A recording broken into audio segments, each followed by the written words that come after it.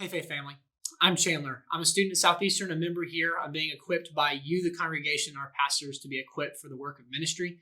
And it's my opportunity today to introduce you to the book of Job, our next book in our Bible reading plan.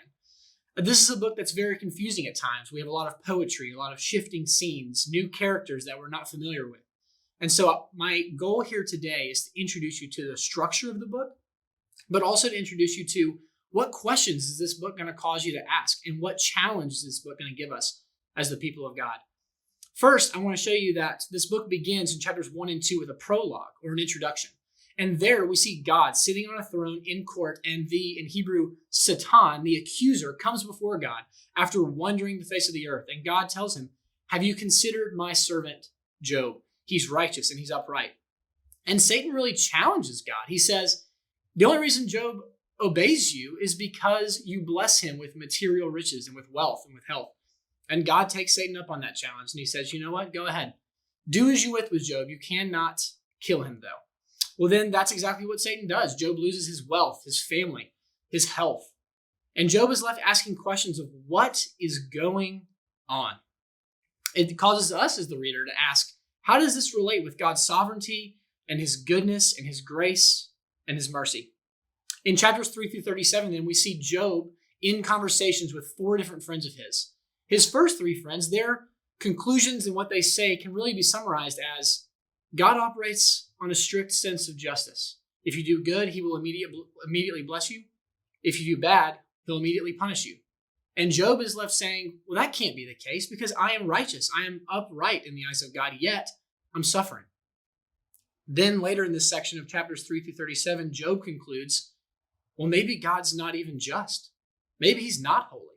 Because I can't have an answer to these questions of what is happening around me.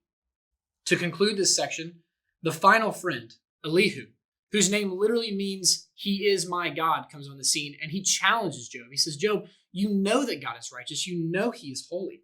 And Job, you were wrong to question God and accuse him of being unjust. In the third section, chapters 38 through 41, God comes in a whirlwind and speaks to Job. He says, Job, where were you when I created the world? This really brings the reader, us, to the conclusion that God has a universal vantage point. He understands all that is going on in creation, while we, like Job, do not. We don't understand everything that's going on. And like Job, we recognize in that moment that our world with sin in it is not designed to prevent suffering. And in fact, we are given an invitation to trust God's wisdom. We learn, as 2 Peter 3:9 says, that God has patience. He desires none to perish.